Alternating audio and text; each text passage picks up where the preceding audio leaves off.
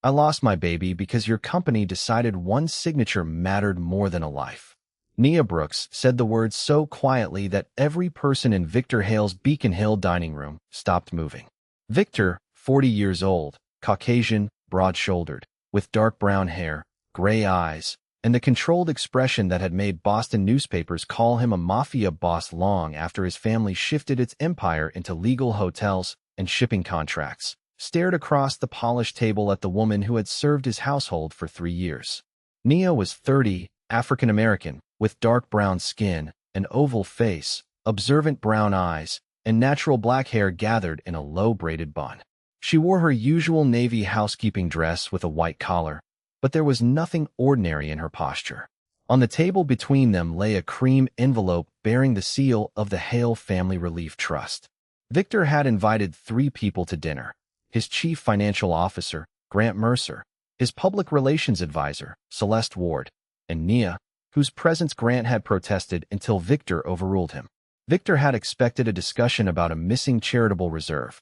He had not expected Nia to name the dead child whose photograph he had once seen tucked behind her employee identification card. Her daughter, Ava, had been 11 months old when a congenital heart condition required specialized care. Nia had applied to the Relief Trust, which existed to help employees facing medical crises.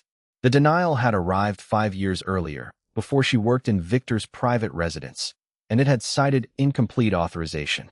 Ava died weeks later. Nia had never claimed money could have guaranteed another outcome. What she claimed was narrower and more dangerous. Someone had altered her application after submission, and the same alteration pattern now appeared in current trust records. Celeste's face went pale. Grant leaned back and called the accusation irresponsible. Victor did not raise his voice. "Why bring this to me tonight?" Nia slid a photocopy from the envelope.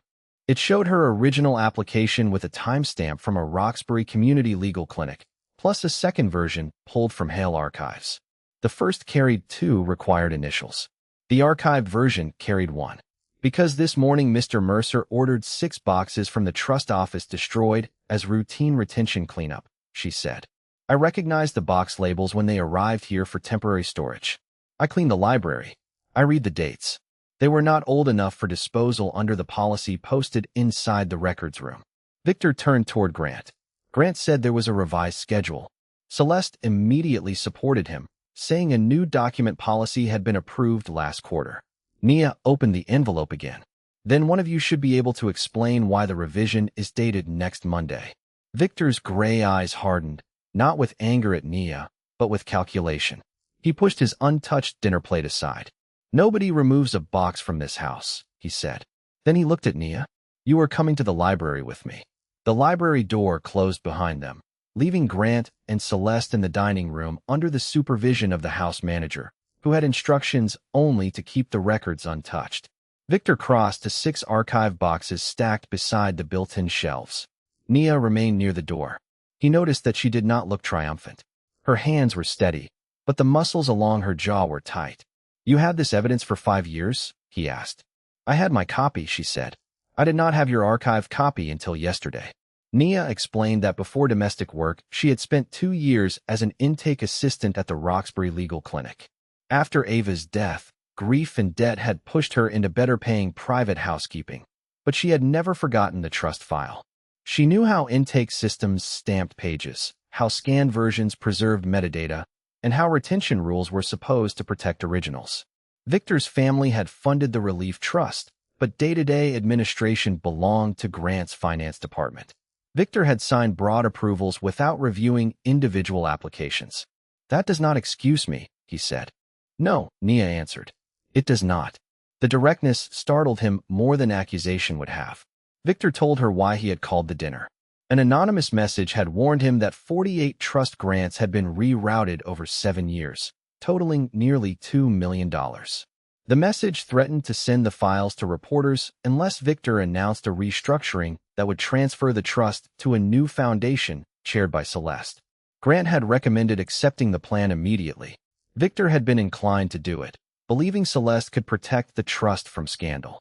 In public, Celeste was already rumored to be his mistress because she attended events at his side, a rumor he had never corrected because it diverted attention from internal business negotiations. Nia's eyes narrowed. So you were going to choose the woman everyone thinks is your mistress to control the records that could clear or condemn you. Victor disliked how precise that sounded. I was going to choose the option that kept employees from losing the fund, without verifying who caused the losses. He admitted that was true. Nia proposed one condition before she helped him examine the boxes.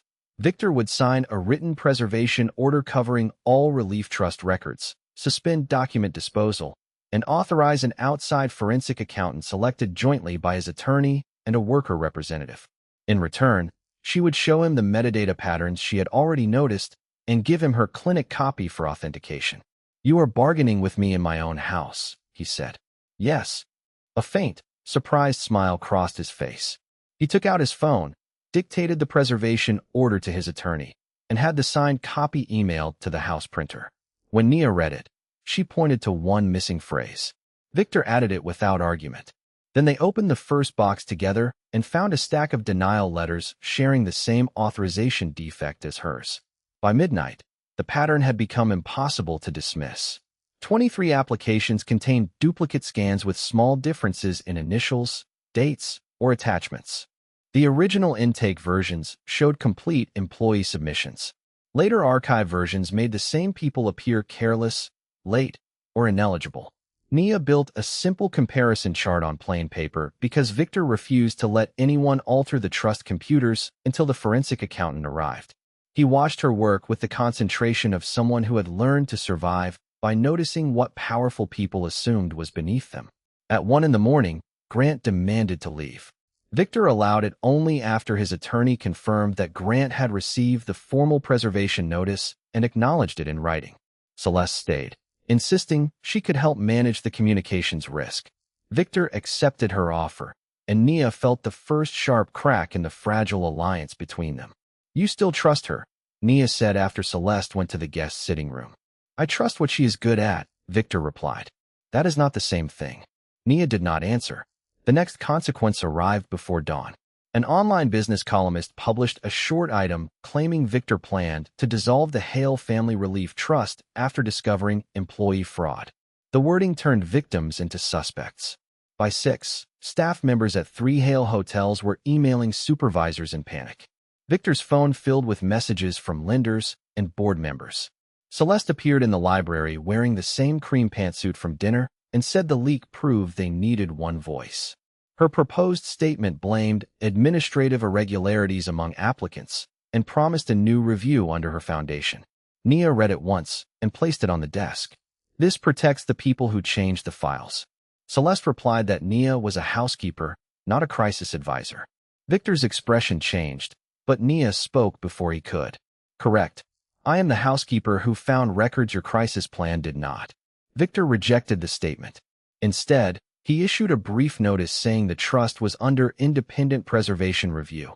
No current recipient would lose support, and applicants would not be blamed before verification.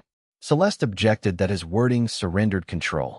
Control is not the same as truth, he said. Nia looked at him for the first time as if his answer had mattered. Yet the leak created a second problem. The anonymous sender emailed Victor again, claiming Nia had stolen confidential documents and demanding her immediate dismissal. Attached was a security log showing her employee badge entering the basement records corridor at 2:14 a.m. 2 nights earlier. Victor turned the laptop toward her. Nia studied the screen, then shook her head. I was home in Dorchester at 2:14. Your front desk system shows when I left. The log was either false or someone had used her credentials. Victor stared at the badge number. It was correct. Nia folded her arms. Now you have to decide whether your evidence matters only when it points where you want.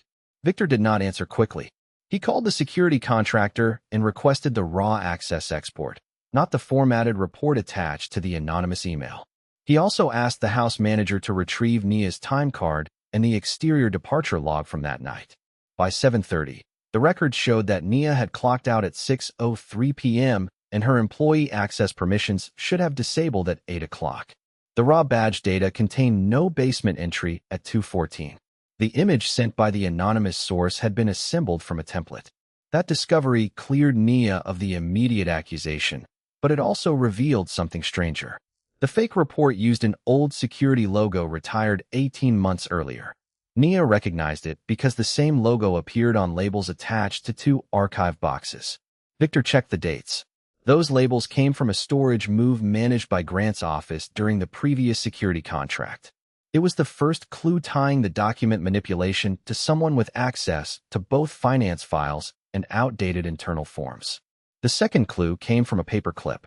Nia noticed several denial letters had been reassembled with red vinyl-coated clips, while original trust packets used plain metal fasteners.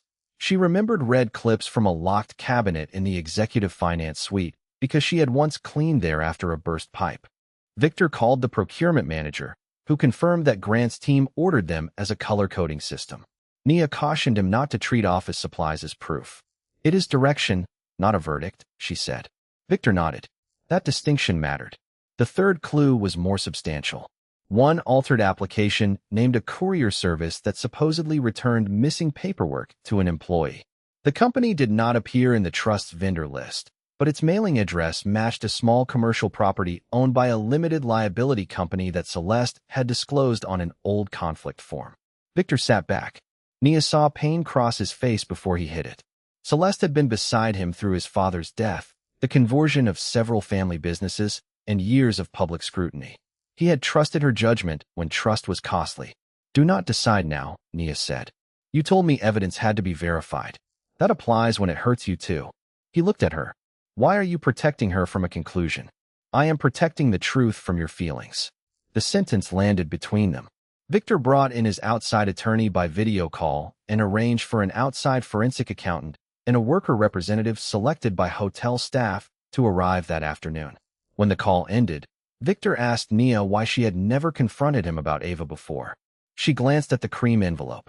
"Because I thought you were the kind of man who would pay people to make pain disappear.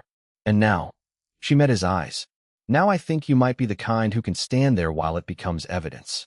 Then the guest sitting room door opened, and Celeste asked why her property records were on Victor's screen. Victor could have lied. Instead, he told Celeste that one trust file referenced a courier address linked to her company, and that the connection required independent review. Celeste's composure tightened. She said the property had housed several tenants and accused Nia of building a conspiracy from housekeeping gossip. Nia did not defend herself. She handed the conflict form to Victor and asked him to compare the listed management agent with the courier invoice. The names matched. Celeste said that proved only that a former tenant had used the same administrator. Victor instructed his attorney to verify the lease history.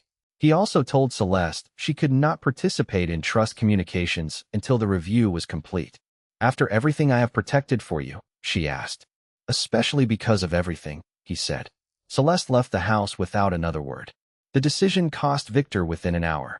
Two board members called to warn that suspending his best public relations advisor made him look unstable. One lender delayed approval on a hotel renovation line. Grant emailed a formal complaint alleging Victor was allowing a domestic employee to interfere with corporate governance. Nia read the complaint and expected Victor to retreat. Instead, he asked her to sit across from him at the library table. "I owe you something beyond an investigation," he said. He explained that 5 years earlier he had personally approved a temporary cap on relief trust payments during a cash crisis. Grant had assured him urgent pediatric cases would be exempt. Victor never reviewed the exemptions. If Ava's application had been wrongfully altered to fall outside the urgent category, his policy had created the incentive. Nia's eyes filled, but her voice remained level. "Do you want forgiveness?" "No. I want the responsibility assigned correctly, including to me." That answer did not heal 5 years, but it gave her something anger had not. A choice about what happened next. She agreed to let the forensic accountant use her file as a test case, provided her daughter's medical details were redacted from any public report. Victor signed the privacy instruction immediately. That afternoon, the outside forensic accountant arrived with the elected hotel worker representative. Together, they logged every box, photographed seals, and created a chain of custody sheet. The accountant verified that Nia's clinic copy had a timestamp and scan hash consistent with the clinic's archived backup. The Hale copy showed a later modification date. More important, the same workstation identifier appeared in 17 altered files. The accountant traced it to an old finance desktop assigned to Grant's deputy office before being reassigned. Grant had administrative rights on the machine. Yet the accountant cautioned that rights did not prove use. The worker representative then produced payroll scheduling records showing Grant had been out of state during 3 of the modification dates. Nia felt certainty slip away. Someone else had used the workstation. Victor looked toward the empty chair where Celeste had sat the night before.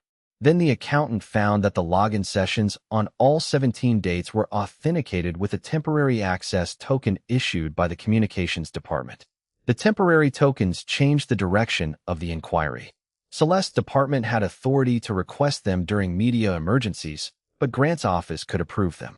Each suspicious session therefore required cooperation, negligence, or exploitation across 2 departments. The accountant asked for the token request forms.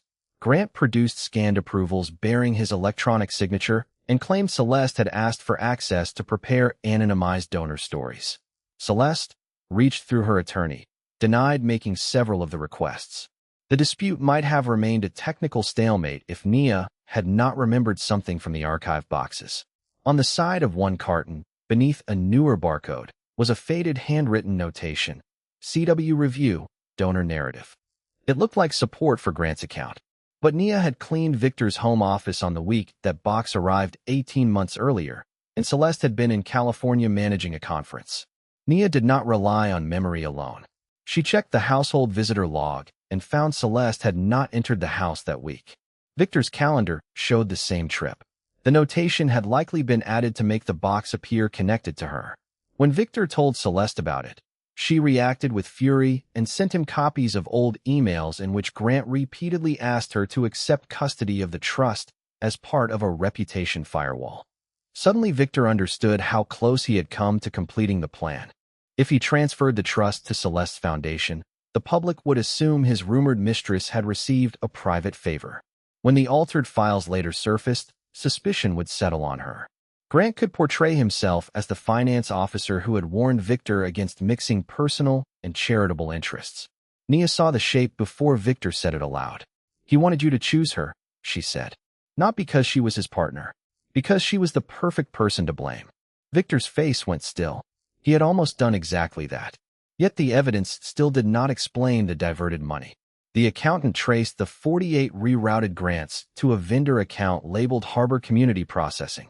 The payments looked like administrative reimbursements, then moved into legitimate service invoices elsewhere in the Hale Group. There was no suitcase of cash and no mysterious offshore destination. The scheme was more ordinary. Trust money had been used to cover operating expenses during lean quarters, temporarily improving business cash flow. Grant could have argued that every dollar was later repaid, except several applications had been denied or delayed to make the timing work. Ava's file fell inside the first affected quarter. Victor closed his eyes for a moment. Nia felt grief rise, but this time it came with a clean line of cause. Not certainty about whether funding would have saved Ava, but certainty that someone had taken away an honest decision. Then Grant arrived at the house uninvited with a signed board resolution calling for Victor's temporary removal if he made the trust scandal public. Grant placed the resolution on the library table and said 8 directors had already agreed to consider it at an emergency meeting the next morning. He framed his demand as protection. Victor would transfer the relief trust to Celeste's foundation, issue the prepared statement, dismiss Nia for mishandling confidential records, and let Grant conduct an internal review. In return, Grant promised the board would treat the matter as a historical accounting error. Victor read every page. Nia stood beside the archive boxes, conscious that Grant's proposal would erase her credibility and turn Ava's file into a footnote. She also knew Victor could save his position by accepting. "You have until 9 tonight," Grant said. "After that, the board packet goes out." Victor asked him to leave the resolution and go. When the front door closed, he told Nia the board could legally suspend certain executive authorities under the company bylaws, although it could not destroy the trust records or override the preservation order. "If I lose control tomorrow, Grant may still shape the narrative," he said. Nia answered. "Then we stop arguing about the narrative and finish proving the facts." For the next 6 hours, the group worked under the accountant's direction. Nia compared applications. The worker representative matched employee schedules. Victor opened old executive calendars, and his attorney obtained bank confirmations through authorized corporate channels. They discovered that Harbor Community Processing was not an outside vendor at all. It was a trade name registered by a dormant Hale subsidiary that Grant had been assigned to wind down. The subsidiary's checking account required 2 approvals for transfers above $50,000. One approver was Grant. The other was Victor's late father until his death, after which the authority should have expired. Yet transfers continued under a system credential labeled VH Senior.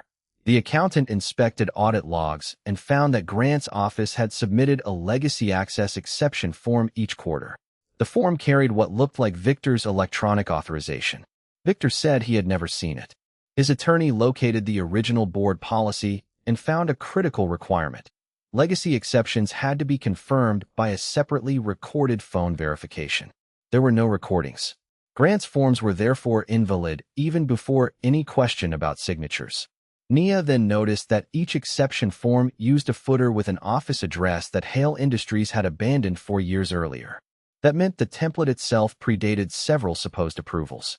It was the kind of small administrative detail she noticed because rooms, stationery, and routines were her work. Hidden strength, Victor murmured when she showed him. Nia gave him a look. It is called paying attention. For the first time since the investigation began, he laughed. It lasted only a second, but it changed the air. Then the accountant received the bank's certified transaction history. Every questionable transfer had been initiated from Grant's executive credential, and every repayment had been timed within days of quarterly financial reporting. They finally had a pattern that could be authenticated in public. Victor looked at Nia. Tomorrow, I am not saving my position. What are you saving? She asked. The record. The emergency board meeting was held the next morning in the ballroom of the Hale Harbor Hotel because Victor insisted employee representatives and the trust's outside counsel be present. Grant objected to the audience, but the bylaws allowed invited advisors for matters involving a charitable entity. Celeste arrived with her attorney and took a seat away from Victor. The distance fed the rumor that Victor had abandoned his supposed mistress, exactly the kind of spectacle Grant expected to exploit. Nia entered in her navy housekeeping dress with the white collar, not because Victor asked her to wear a uniform, but because she chose to appear as the employee whose application had been altered. Victor wore his charcoal suit, white shirt, and black tie. He offered her the chair beside his.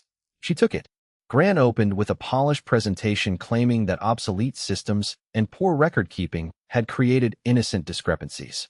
He said Victor's personal loyalty to Celeste and emotional reliance on Nia had compromised his judgment. Victor did not interrupt. When Grant finished, Victor stood and admitted his own role first. He had approved the old payment cap. He had failed to monitor exemptions. He had nearly transferred control of the trust to Celeste without independent verification. Those decisions were mine, he said. The alterations were not. The accountant then presented the authenticated records. She explained the clinic timestamp on Nia's original application, the later modification on the Hale copy, the repeated workstation identifier, the temporary communication tokens, and the legacy forms lacking mandatory phone verification. The worker representative supplied schedules proving the changes affected many employees across years. Celeste's attorney produced lease records showing her property had indeed housed the courier vendor for 6 months, but only after Grant's office arranged the tenancy through the management agent. The connection had been real, yet deliberately staged to point at her. Finally, the bank confirmations linked the diverted trust funds to Grant's executive credential and showed repayments synchronized with corporate reporting dates. Grant said credentials could be misused. The accountant agreed in principle, then displayed the access confirmations. Each transfer required a one-time code sent to Grant's company-issued device, and device management logs showed the code was opened while the device was registered to his office network or scheduled travel. Grant's explanation collapsed under his own records. He made one last appeal. The money had returned, he said. No one could prove a grant would have changed a medical outcome. Nia rose. She did not claim otherwise. You are right that nobody can promise what would have happened to my daughter, she said. That is why you had no right to rewrite my application and make the choice for us. Silence followed. The board voted to place Grant on administrative leave pending civil and regulatory review, preserve his accounts, and appoint the accountant's firm to complete the audit. Then Victor made the decision Grant had counted on him never making. He offered his own resignation as trust chair and asked employees to elect an independent chair instead.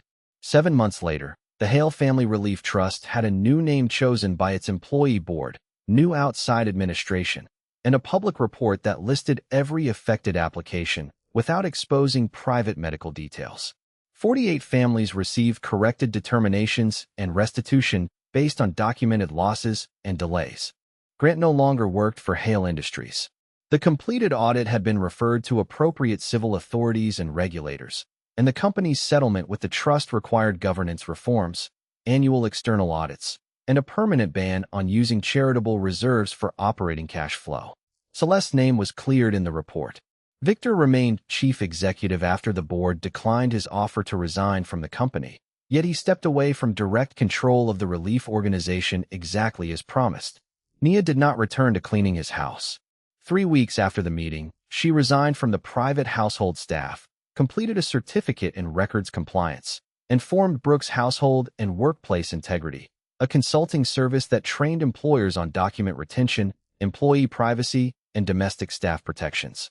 Her signature navy work dress with its white collar became an intentional uniform, no longer a symbol of being overlooked. Victor became her first corporate client only after her attorney negotiated the contract at market rate and removed his authority over her employment. For months, their conversations remained about audits, policies, and the quiet work of repairing systems. Trust grew in ordinary choices. Victor stopped using rumors as a shield and publicly corrected the old claim that Celeste had been his mistress. Nia allowed him to hear stories about Ava that had nothing to do with evidence. How she had laughed at ceiling fans, how she had fallen asleep to jazz, how grief could live beside gratitude without canceling it. On Sunday in late summer, Victor met Nia at the Boston Public Garden after her consulting agreement with Hale Industries had ended. He wore his familiar charcoal suit without the tie. She wore the navy dress and white collar she had redesigned for her firm. He carried no gift, only a folded copy of the final trust report with one page marked. The page contained the recommendation Nia had made during the audit. No employee should ever have to challenge a powerful institution alone. I spent years believing strength meant keeping every decision inside my own hands, Victor said. You taught me that responsibility is giving other people the power to say no. Nia looked at him carefully. Is this a business conversation? No, he asked whether she would have dinner with him as two people with no employment relationship, no secret arrangement, and no story invented for the press. Nia let the silence sit long enough to make the answer entirely hers. Yes, she said, but I choose the restaurant. Victor smiled. Agreed. They walked beside the pond without touching until Nia reached for his hand first. The cream envelope that had begun everything was no longer in her purse. It rested in a protected archive at the trust office beside the corrected record, preserved not as proof of defeat, but as proof that the truth had finally been allowed to remain whole.